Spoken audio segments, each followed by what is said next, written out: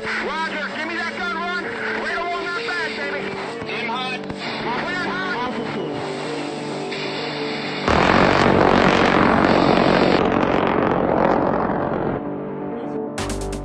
Ladies, gents, how's it going? Random Gary here, back with another Gallantry reaction review. Today I'm going to be checking out something a little bit different. My buddy sent me this video this morning, so cheers swoop. This is the Fairbairn Sykes fighting knife. This is a demonstration by Sergeant Stan W. Scott of No. 3 Army Commando. I'll just bring up a picture of him now. I'm not sure which regiment he is in. If you know, please comment below. But this is a bit of a narrative, him talking about the fighting knife itself. And I thought I'd build this out a little bit. I'm not just going to do the fighting knife here. We're also going to look at bayonet training from a couple of years ago, a funny clip. And we're going to look at some modern British bayonet training. So this is not to glorify or anything like that. This is just to speak out loud about what we do, how we train for it. And also you'll have noticed I've been a little bit quiet lately. I've been so busy, ridiculously busy, but we're getting there. We're making progress, and I should be able to bring you some news of that quite soon.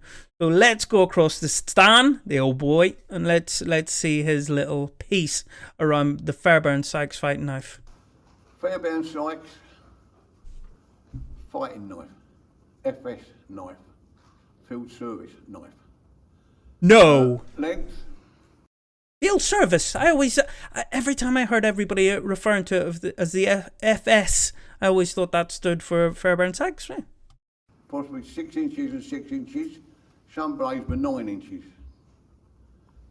The secret of this knife is not because of the cutting edge, because of the point. This one's a bit blunt. Normally. Interesting fact. It is against the Geneva Convention, or so I was told, for us, British military, for us to sharpen the edge on our bayonet. We were not allowed to sharpen the edge. I was informed it was due to the Geneva Convention. Please comment below. We were told it did not affect its effectiveness. Normally, it's a needle point, and you don't need any weight or thrust when you're going to use it. If I'm going into somebody and I'm going to use this, I don't have to push it forward. Just grab him and pull him onto the knife. This guy scares the shit out of me.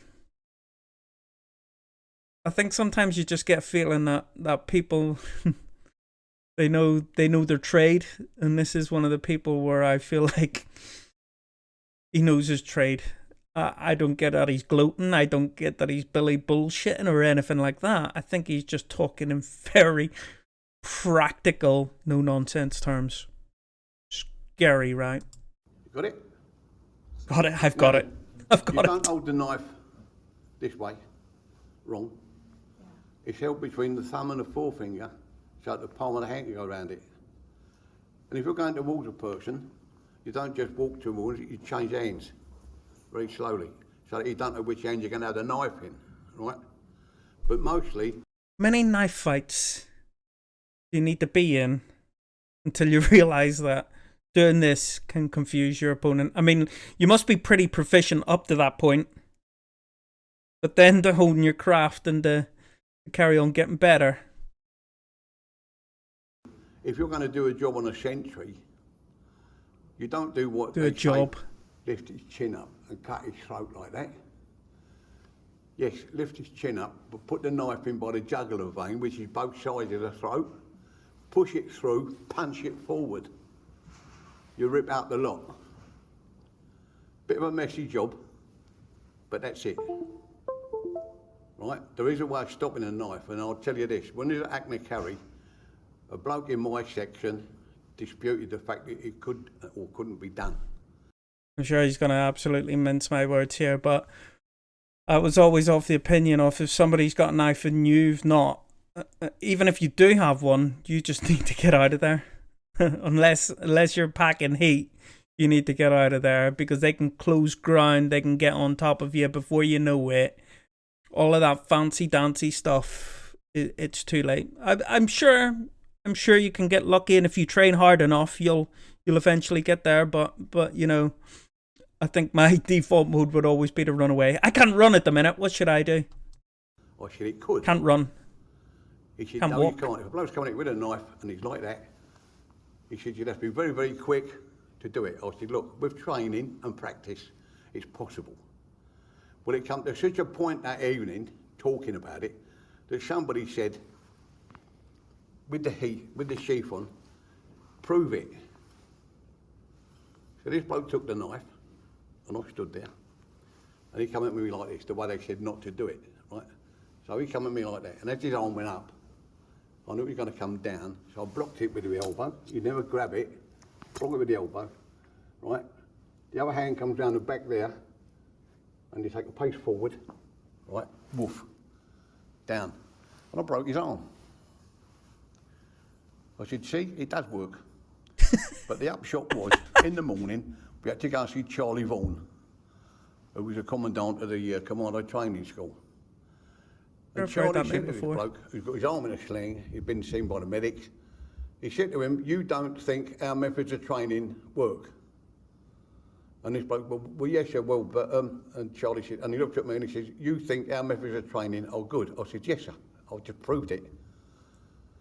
He turned around to this bloke with a broken arm, he says, you can pack your kit, get up to camp, you're RTU'd. Boom. You've got no faith in the training, leave it out. Wow. But that is a Mark III knife. It's all still there, isn't These it? channels are not for what people say, let the blood run through. It's just a grip in there. But Yeah, I've never heard that about the handle. used right, used well, it's a good weapon for close quarter combat. So the SA-80 bayonet, it does have blood channels, but they are actually on the blade itself. We're going to look at some training here. I think this is from the 70s, possibly. Let's check the description quickly. It doesn't actually say. This is some British military training back in the day with the bayonet. And of course, the bayonet, the difference is that one is a fighting knife, you hold it. The other you can fix to the end of your rifle, and the rifle along with the bayonet are, as we'll hear later on, the sword. The rifle or the bayonet or the sword, it then becomes an elongation of the weapon system. So let's check this out. Find some circle, row me! Modern armies still use the Just this bang offline. So I was a skeleton arms instructor in the military, and you're actually told this kind of pitch, this volume, this tone, and you have a booklet, a pamphlet, and every single word that is in that pamphlet, whenever you give your lesson, you have to hit those words. In particular, the red words, the safety elements, you have to hit them line for line, word for word. And this just screams out those skillet arms instructors, the SASC instructors that we had up in Brecon. Listen to this.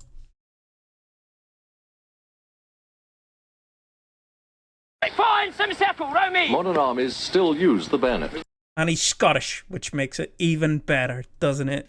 Their accent on bayonet, on military training, it just works. But that's it, getting there so you can all see the bayonet! The bayonet is designed to kill. When a bayonet is produced in battle, fixed to a rifle, the enemy, my goodness, it's got a considerable effect on their morale. Now today I'm going to show you how to kill with a bayonet. What's a bayonet used for? Kill! To kill what? Yeah! With what? A bayonet! Well done, forward! Hey, boss! One thrust at a number of enemy. At the walk, advance! And guard! Da! Da! Da! Da! Any questions? Slow mo.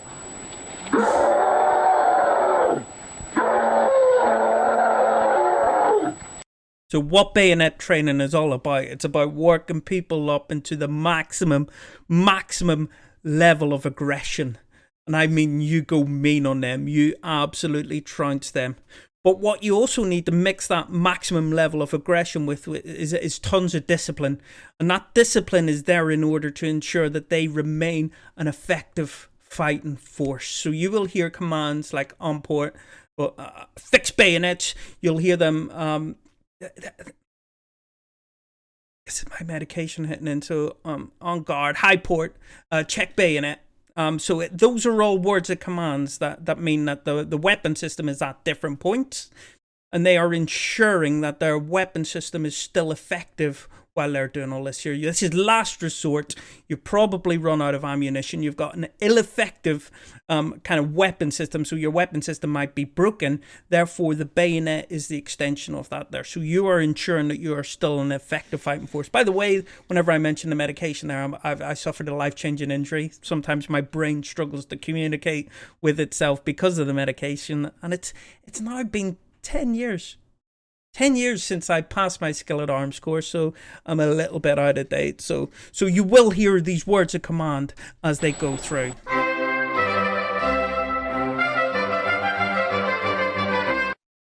American made this, right? What's the aim? What's the aim? What's the aim? What's the aim? On guard! High force! Front rank, one plus a number of enemy.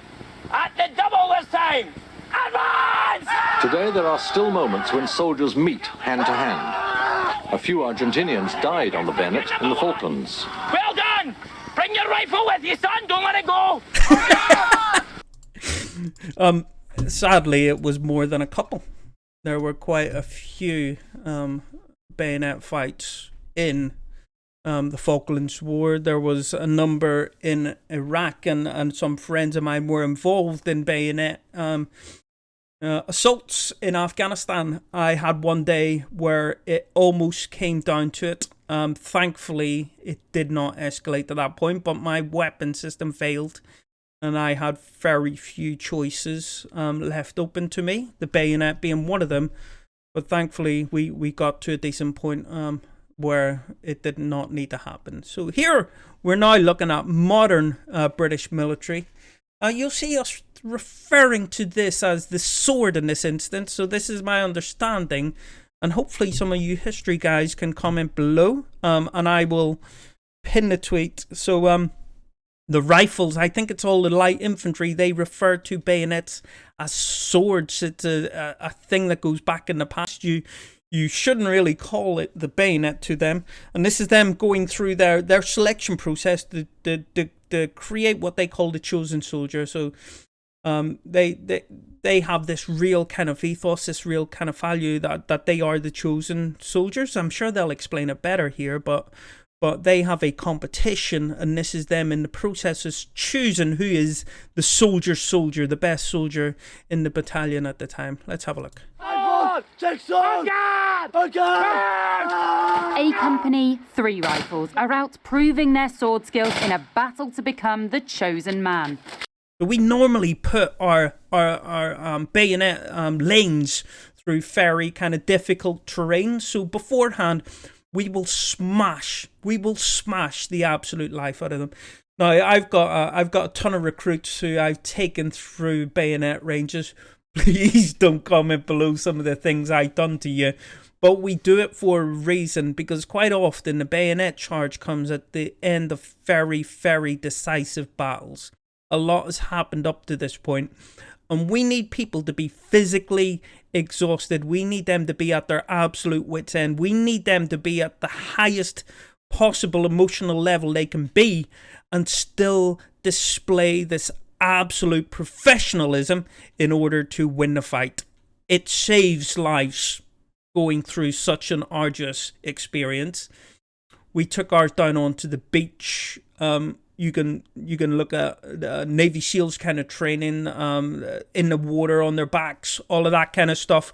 We spent an absolute age. This was up in Scotland, absolutely thrashing the recruits through on this here. All stuff that we had done, we were alongside them, but you're just trying to get them to the height of emotion. You take them to such a point where you have the staff who take them through the lane, and then you have a set of control staff. For 24 hours afterwards, the staff who took them through that bayonet lane, we don't really try to mix them, because they're probably going to be pissed at us. They're probably going to be fuming. We have taken them to such a point where it's great to decompress and for them to spend some time away from us. That's how seriously we take this here. And what you're seeing here is you've got the person who's actually going through the range, and then you've got the control staff, the directing staff member behind them, just ensuring that at all points they are doing exactly what they need to do.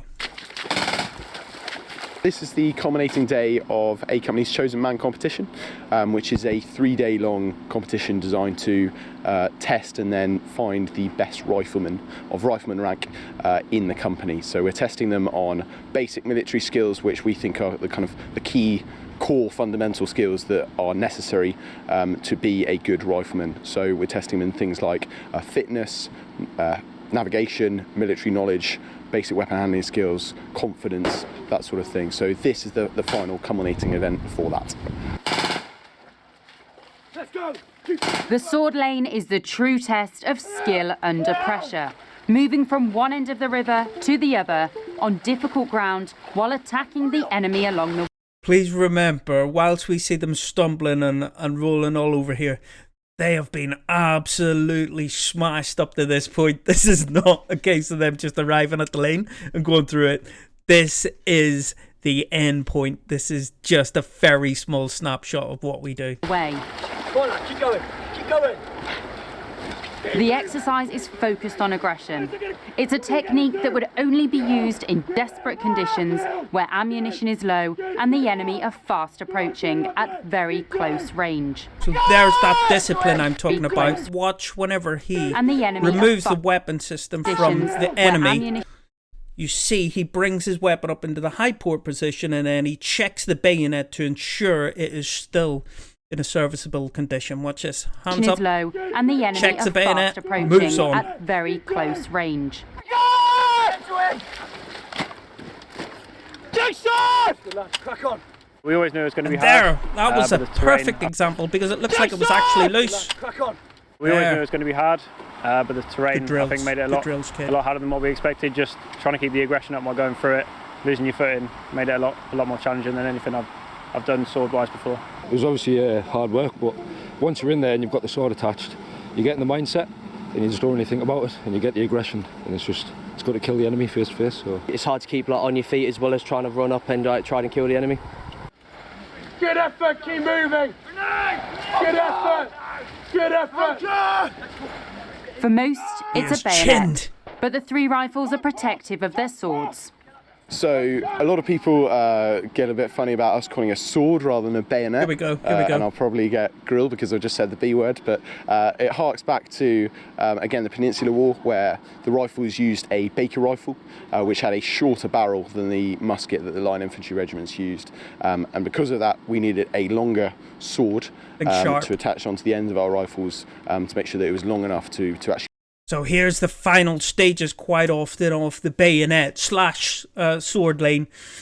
You would take the weapon system off the individual, you would place the bayonet in their hand, and you would tell them to go and fight and destroy the enemy position. And they could use helmets, they could use fists, they could use elbows, they could use the knife, whatever they needed to be able to fight through this position. And this might sound savage, but fuck, it's war. War is savage, ladies and gents. Let's not beat about the bush. To be effective at close range. So as a result, we've always called what other people in the army may call a bayonet, we always call it a sword. It looks like a demonstration rather than the actual lane. And sword skills aren't all speed and force. There's a technique that's vital for success. What do you do when you approach an enemy? So what we do, we get into a position called on guard. And that's this position, so your left leg's forward and the weapon system is horizontal, ready to thrust it towards the enemy. Once we thrusted it towards the enemy, we're going to go into the position called high ports. Okay, and what's the purpose of having it up there pointing to the sky? So high port is more of a training, it gets the training value, so it gets everyone checking the sword in particular to ensure that it's fitted correctly and so it doesn't slide off. So when you go back into low port, you've got the sword there ready to thrust again. And then as you approach another enemy? Same again, it's just the same drills. So you thrust, back in, and you check your sword. And you'll continue doing that through the training purposes. In real life situation, I doubt anyone's going to put it up here and check their sword. They'll just do it while they're in there and then they'll advance forward. It's just to get it in muscle memory to check your sword once you thrusted it. Get in there! Go on! Move! Move! Get again! Check sword! Let's go! Hyper! So another thing you do, and you can start to see it here, you can fill what are the dummies with fluids. I've heard of some people in the past putting in some offal, which is what we would call like offcuts of beef and pig and stuff. And it's just creating that realism in their mind. If they thrust a bayonet into something and they don't expect there to be any kind of fluids or any offal come out, and it does, how do they react in that moment? What does their mind remember and capture from them? You're exposing them to that reality before they're actually exposed to the reality. You're trying to make it as real as you possibly can, and we're starting to see some signs there of it. But all this hard work isn't just for nothing. The winner of the Chosen Man competition not only walks away with his pride, but he gets extra time off work as well. Ashley Cowie, Forces News. Buddy, you've got time off. You can have yesterday off, mate. Brilliant, thank you. No doubt about it. Ladies, gents, hope you enjoyed the video today. Fingers crossed that all of this talk of running people through with bayonets and fighting knives, hopefully this is deemed as educational from YouTube rather than gory and a little bit kind of close to the mark. I think I've done an alright job of that. Hope you enjoyed the content, and I'll see you again very soon. Goodbye.